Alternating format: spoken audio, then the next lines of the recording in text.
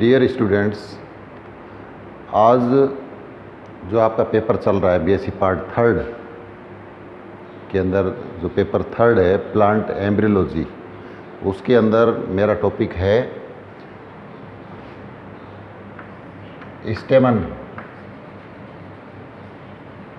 स्टेमन अर्थात पुंकेसर।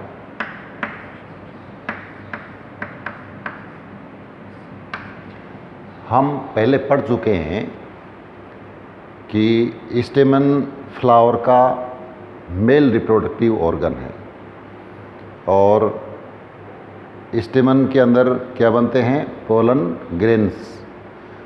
मैंने आपको शुरुआत में बताया था कि flower is a modified shoot, यानी फ्लावर के अंदर जितने भी अपेंडेजेस हैं वो अपेंडेजेस एक लीफ के ही मॉडिफिकेशन होते हैं और स्टेमन भी उसी में से ही एक अपेंडेज है। और स्टेमन के अंदर माइक्रोस्पोर्स बनते हैं, इसलिए स्टेमन को हम क्या कह सकते हैं, माइक्रोस्पोरोफिल। माइक्रोस्पोरोफिल।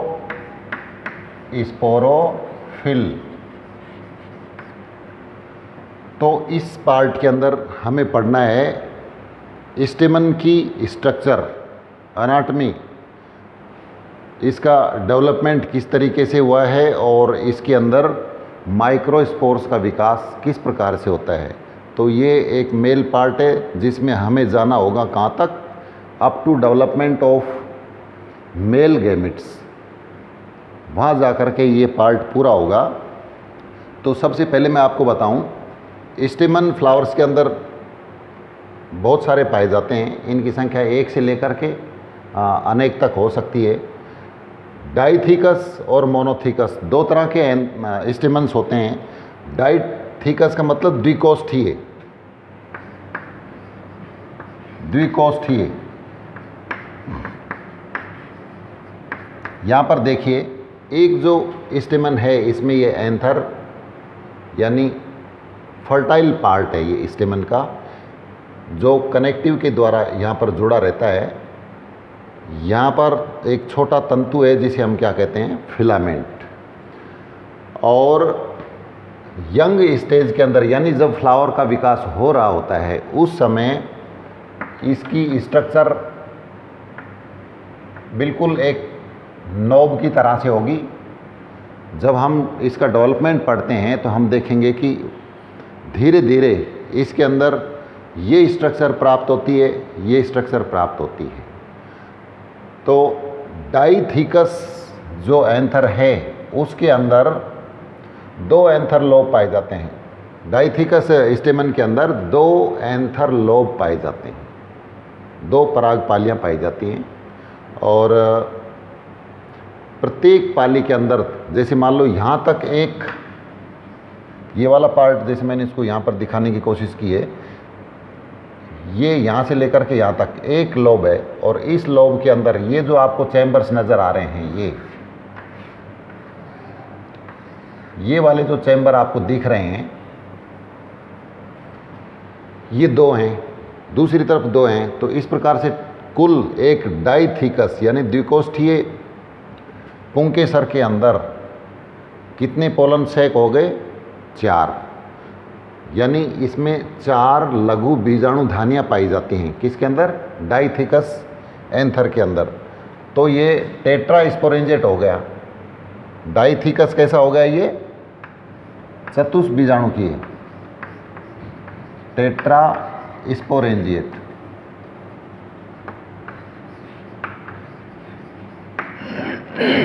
इसका अगर हम डेवलपमेंट देखना चाहें तो डेवलपमेंट में हमें एक यंग एंथर को डिसाइड करना होता है।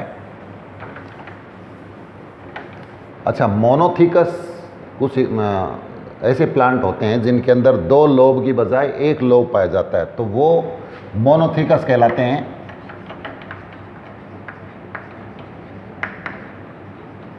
और वो बाइस्पोरेंजिएट होंगे।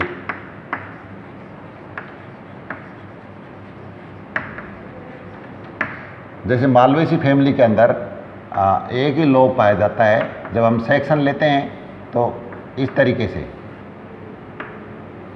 एक पोलन सैक ये और दूसरा ये। तो जैसे मालवेसी फैमिली के अंदर जो पुंकेसर हैं वो कैसे होंगे, मोनोथीकस हैं, तो वो बाइस्पोरेंजेट होंगे।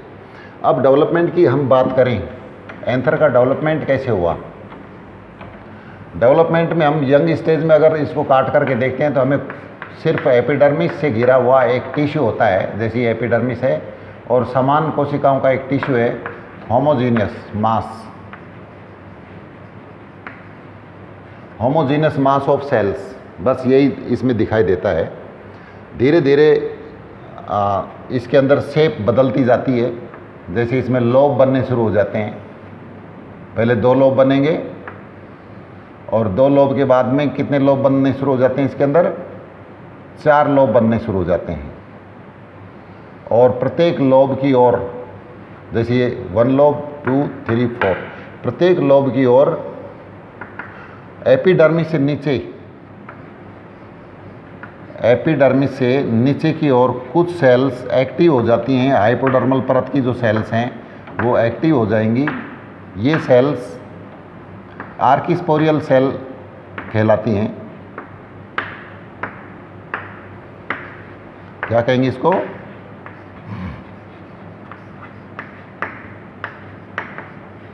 Archesporial cell. ये आर्किस्पोरियल सेल्स ही आगे चल करके बार बार डिवाइड होती हैं और ये वाला पार्ट यानी पोलन सैक या लघु बीजाणुधानी बनाती हैं और इसकी वॉल लेयर्स बनाती हैं। आप यहाँ देख रहे हो पोलन सैक से लेकर के यहाँ तक ये पोलन सैक है और ये वाला पार्ट यहाँ से लेकर के यहाँ तक ये सारा एंथर की वॉल है। तो ये डेवलपमेंट होता है। यहाँ पर एक एक पार्ट जैसे मैं इसको लेकर के देखूं, सबसे पहले जैसे ये एक लोब हम इसको लेकर के देखें तो सबसे बाहर ये एपिडर्मिस हो गई,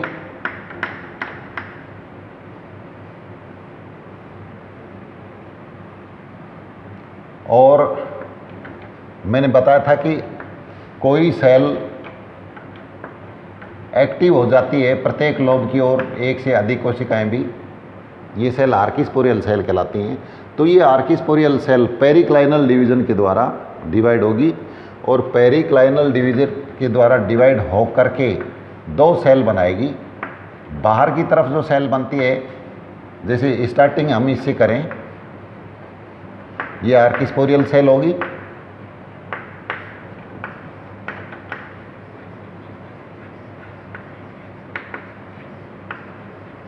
यहाँ पर इस सेल ने डिवीजन कर लिया कौन सा, पेरिक्लाइनल यानी परिणत विभाजन,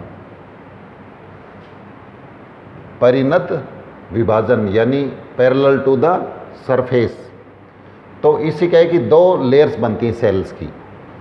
बाहर की ओर जो सेल बनी इसको कहेंगे primary parietal cell,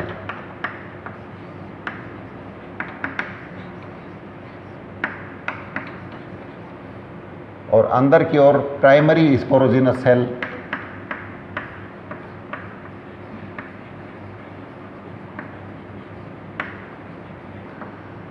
primary parietal cell ही इस एंथर लोब के अंदर जो आपको नज़र आ रहा है, ये माइक्रोस्पोरेंजिया है यहाँ पर, इसके बाहर की ओर पूरी वॉल बनाती है। कौन बनाती है, ये प्राइमरी पैराइटल सेल बार बार डिवीजन करके। और प्राइमरी स्पोरोजिनस सेल विभाजन करके ये टिश्यू बना लेती है जिसे स्पोरोजिनस टिश्यू कहते हैं, और इसी की सेल्स किसके अंदर बदल जाती हैं, स्पोर मदर सेल्स के अंदर। तो अब जैसे एक एक को हम इसको डिटेल लेकर के देखें, प्राइमरी पैराइटल सेल किस तरीके से डिवाइड होगी, देखिए ये प्राइमरी पैराइटल सेल फिर डिवाइड होगी पेरिक्लाइनली, ये होगी विभाजित। तो अंदर की ओर, इससे अंदर की ओर जैसे ये प्राइमरी स्पोरोजिनस सेल है, इसको हम अभी डिस्कस नहीं कर रहे हैं।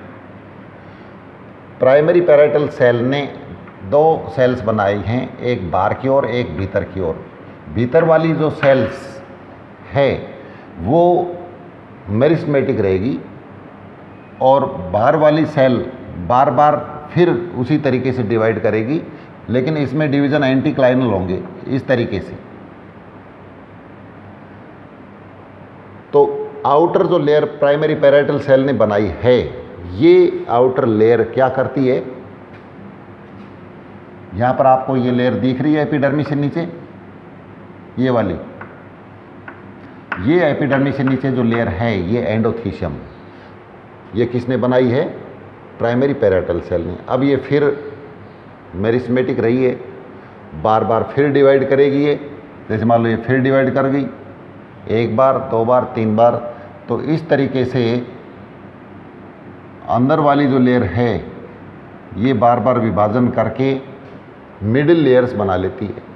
यहाँ पर 2 से 3 लेयर्स मिडिल लेयर्स हैं, यहाँ पर ये जो आपको नज़र आ रही है मध्य स्तर, और अंदर की और जो प्राइमरी पैराइटल सेल है ये एंटीक्लाइनली डिवाइड होकर के क्या बना लेती है, ये वाली परत बना लेती है, टेपिटम। तो टेपिटम एंथर वाल की लास्ट लेयर है, और इसके बाद ये जो प्राइमरी स्पोरोजिनस सेल है ये स्पोर मदर सेल के अंदर बदल जाती है, या ये फिर क्या करेगी, कुछ प्लांट्स, बहुत सारे जो प्लांट्स हैं ज़्यादातर, उन सब के अंदर ये बार बार विभाजन करके स्पोरोजिनस टिश्यू यानी बीजाणुजन ऊतक बनाएगी। तो यहाँ पर जो एंथर वाल्स हैं, ये एंथर वाल्स परागकोश की जो भित्तियाँ हैं वो ये हैं, सबसे बाहर एपिडर्मिस,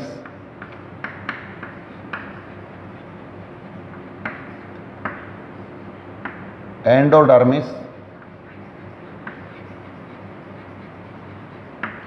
मिडिल लेयर्स,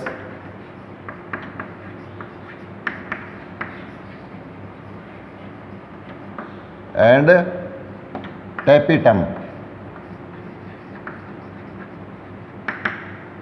ये एंथर वाल्स हैं। हम जैसे इसको थोड़ा डिटेल देखें एक एक करके, सबसे बाहर एपिडर्मिस, तो आप देख रहे हैं कि एपिडर्मिस एक सिंगल वाल लेयर है, एक इस तरह, ये लेयर एंथर के बाहर की ओर पाई जाएगी, इसको सराउंड करेगी।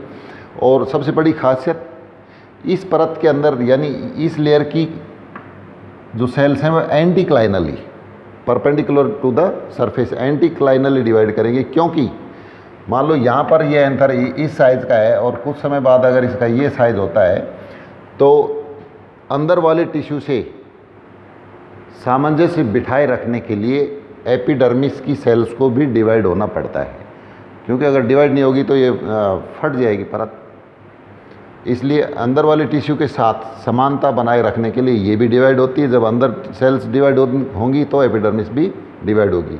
तो एपिडर्मिस की सेल्स टेंजेंशियली इलोंगेटेड होती हैं और चपटी होती हैं।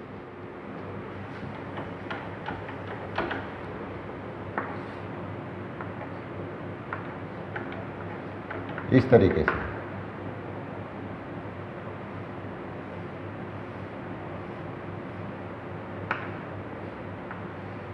ये एपिडर्मिस होगी एंथर की। इसके बाद जो अंदर की ओर जो लेयर बनती है एपिडर्मिस से नीचे वो है एंडोडर्मिस, या हम इसे एंडोथीशियम कहते हैं। क्या कहेंगे इसको? एंडोथीशियम। तो दूसरी जो लेयर है, सही वर्ड इसके लिए है एंडोथीशियम। एंडोथीशियम सिंगल लेयर होती है, कुछ प्लांट्स के अंदर बाई लेयर भी होती है। एंडोथीशियम की खासियत है कि ये रेडियली इलोंगेटेड होती है। रेडियली कैसी होगी? इलोंगेटेड। और कुछ प्लांट्स ऐसे मैंने बताया कि उनके अंदर एंडोथीशियम कैसी होगी? बाई लेयर, जैसे कॉक्सिनिया इंडिका,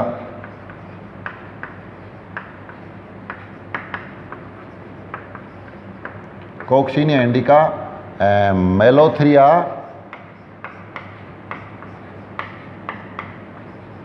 मेडेरास पाटाना।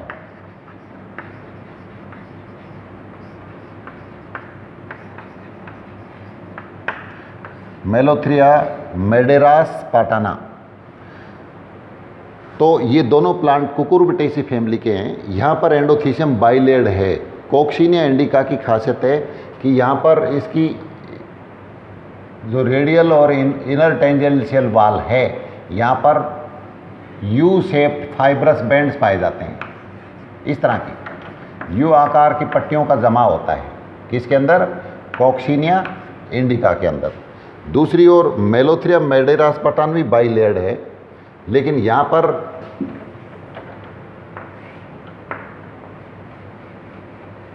जैसे ये बाइलेड होगी,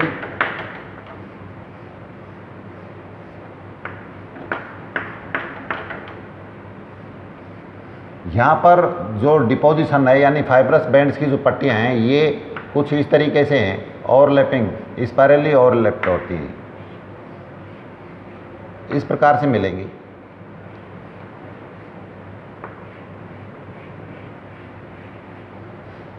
तो endothecium is very important anther wall and meant specially for the digestion of anther. पराकोष के विस्फुटन के लिए जिम्मेदार परत हैं, और जब पराकोष फटने होते हैं, स्फुटन जिनका होगा, उस समय ये मैक्सिमम डेवलप होती हैं, अधिकतम विकसित होती हैं। यहाँ पर इनकी कुछ खासियत है। पराकोष के स्फुटन के लिए जैसे एंडोथीशियम की हम विशेषता लिखने चाहें तो इनका विभेदी प्रसार है, डिफरेंशियल एक्सटेंशन ऑफ टेंजेंशियल वाल।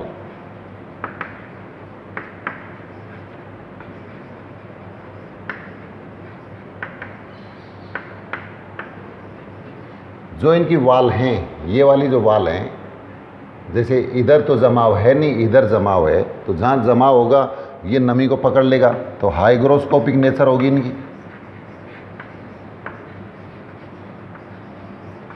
हाइग्रोस्कोपिक नेचर यानी आर्द्रता ग्राही प्रकृति है, और डिपोजिशन ऑफ फाइब्रस बैंड्स, क्या मिलता है इन पर? रेशेदार पट्टियां पाई जाती हैं, डिपोजिशन ऑफ फाइब्रस बैंड्स। तो सेकंड जो लेयर है एंडोथीशियम, इसका काम क्या है? पराकोष को फटने में मदद करना। और एंडोथीशियम जहाँ पर ये लोब मिलते हैं वहाँ पर विशेष एक टिश्यू सेल्स पाई जाती हैं जिसको स्टोमियम कहते हैं। स्टोमियम पर ये डिपोजिशन नहीं होता है, ये सेल्स कुछ अलग टाइप की होती हैं जो कि इसको फटने में मदद करते हैं, क्योंकि जब यहाँ पर नमी बढ़ने से प्रेशर पड़ेगा तो ये स्टोमियम से सेल्स फट जाएंगी और अंदर बनने वाले माइक्रोस्पोर्स, पोलन ग्रेन्स कहाँ पर आ जाएंगे? बाहर की ओर। थर्ड वन जो लेयर है, तीसरी परत, वो मिडिल लेयर्स हैं। मिडिल लेयर्स की संख्या 3 से 4 हो सकती है।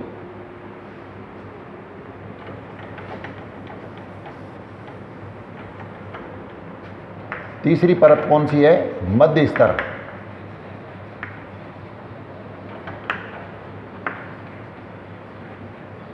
मिडिल लेयर्स, मध्य स्तर की जो परतें हैं 3 से 4 होती हैं, और ये परत सामान्यतः एफिमेरल होती है। एफिमेरल यानी शॉर्ट लिव्ड, अल्प जीवी। सामान्यतः ये जब पोलन ग्रेन्स यहाँ पर विकसित होती हैं उस समय ये क्रस्ट हो जाती हैं, और कुछ प्लांट्स ऐसे भी हैं जिनके अंदर ये लंबे समय तक बनी रह जाती हैं, 1-2 परतें बचती हैं, जैसे रेननकुलस,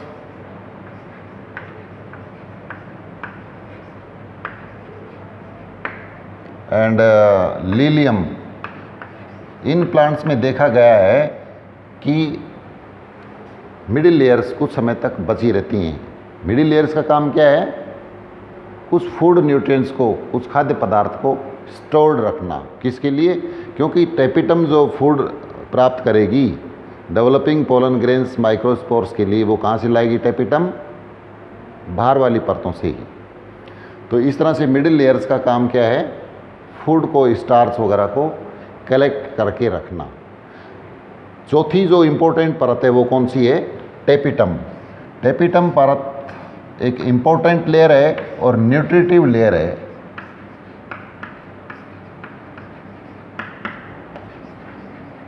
कैसी परत है? पोषक परत है।